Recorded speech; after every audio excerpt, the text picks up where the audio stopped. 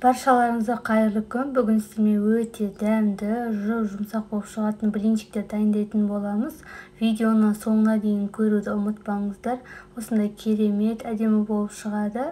Ең алдымен бізге сүт қажет. Сүттің жылы немесе мұздай болуы маңызды емес. Содан соң міндетті түрде қайнап тұрған су құясыздар.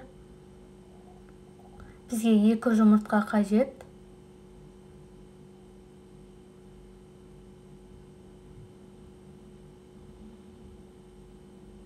Жұмыртқамызды жарып салып, одан кейін сұйық пісте майымызды құятын боламыз. Толық рецепті описание бөліміне жазып қалдырамын. Енді құмшекерімізді саламыз. Содан соң шым тұз қосасыздар. Қасықтың ұшымен ғана кішкене сода қосатын боламыз. Содан соң ұнымызды илектен аз-аздан қосып, араластырып тұратын боласыздар. Бізде қамыр комочек болып қалмау үшін толықтай жақсылап араластырып алсыздар.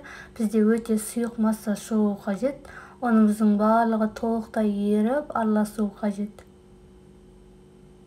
Бізде осындай өте әдемі сұйық масса шықты. Енді блинчиктерімізді пісіретін боламыз. Әркімнің табасы әртүрлі. Егер май жағу керек болса, кішкене ғана май жағып тұрасыздар. Жабысып қалмау үшін осылай шпажкамен шетін көтеріп, екінші бетіне аударып пісіретін боламыз.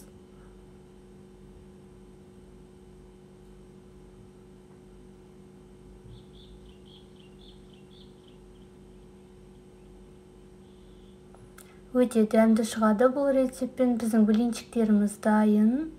Видеоны ұнаса лайк басып, комментарий қалдырып кетіңіздер.